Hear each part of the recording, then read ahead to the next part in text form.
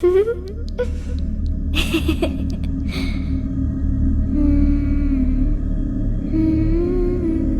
कहानियां ऐसी होती हैं जो हमें यकीन कराती हैं किसी के ना होकर भी होने का। एक ऐसी ही और कहानी लेकर मैं हाजिर हूँ तेजस्वी AGSKI 360 पर। कहानी का नाम खौफ की रात। ये कहानी है मोनिका की, जिसके साथ एक खौफनाक वाकया पेश आता है जब वह अपने हॉस्टल में अकेले एक रात रुकती है। मेरा नाम मोनिका है और मैं राजस्थान की रहने वाली हूँ। मैं एक स्टूडेंट हूँ, इसलिए मैं पढ़ाई करने के लिए एक हॉस्टल में रहती थी। उस हॉस्टल में मेरे बहुत से फ्रेंड्स थे। दिवाली का टाइम आने वाला था। मेरे सभी फ्रेंड्स घर जा रहे थे क्योंकि वो सभी दूसरे स्टेट्स के थे, इसलिए वो जल्दी चले गए। मेरे इक्का दुक्का फ्रेंड ही हॉस्टल में बचे थे, जो भी थोड़े दिनों के बाद चले जाने वाले थे। मेरा घर चूंकि शहर के पास ही एक गांव में था और मैं बीमार भी पड़ गई थी पहले, जिस कारण से मेरी बहुत सी स्टडी भी बर्बाद हो गई थी। तो मैंने हॉस्टल में ही रहने का निर्णय किया था ताकि मैं अपनी छूटी हुई स्टडी को पूरा कर सकूं। मेरे घर वालों ने भी मुझे मंजूरी दे दी वहीं रुकने की। जो मेरे बचे हुए दोस्त थे, अब वे भी अपने घर को चले गए। हॉस्टल में अगर बची थी कोई तो मैं और मेरी वार्डन। दिवाली की रात आने वाली थी तो मेरी वार्डन भी मुझे चाबी देके अपने घर चली गई। अब हॉस्टल में केवल मैं बची थी। मैं अपनी पढ़ाई करके सोने चली गई। रात के करीब 2 बजे मेरी नींद खुली तो मुझे किसी के फुसफुसाने की आवाज सुनाई दी, पर हॉस्टल में मेरे अलावा तो कोई भी नहीं था। तो ये आवाज कौन कर रहा था? मैं बहुत डर गई कि एक तो इस सुनसान हॉस्टल में मेरे अलावा कोई और भी नहीं है, और ऊपर से आती हुई ये आवाज मेरे शरीर में कपकपी उठ गई और मैं कांपने लगी।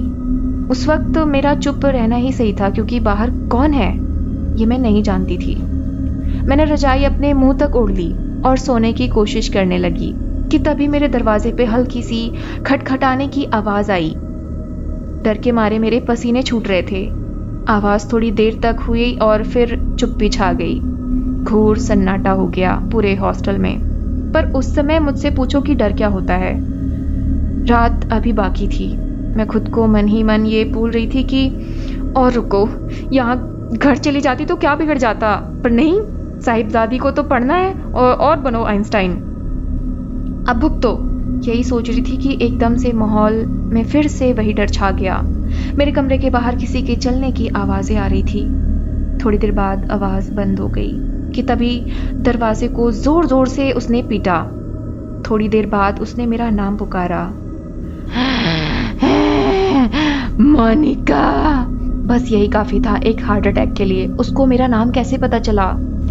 वो बोली, बाहर तो आओ, दरवाजा खोलो, मुझे अंदर नहीं बुलाओगी। वह आवाज किसी इंसान की तो नहीं हो सकती थी। बहुत ही डरावनी आवाज थी। मैंने दरवाजा नहीं खोला। अब वो चिल्ला के बोली, दरवाजा खोल, नहीं तो मोनिका दरवाजा खोल। वो अब बहुत गुस्से में थी।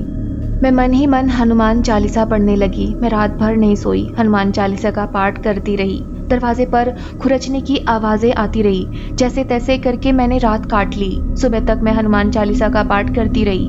सूर्योदय हो गया।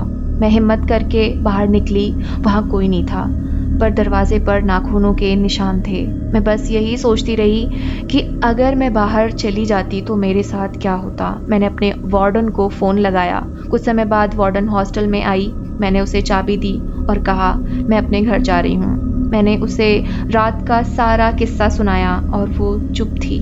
उसके चेहरे को देखकर ऐसा लग रहा था कि वो कुछ जानती है। मैंने उसे वो निशान भी दिखाए, पर वो निशान जैसे कभी वहाँ थे ही नहीं।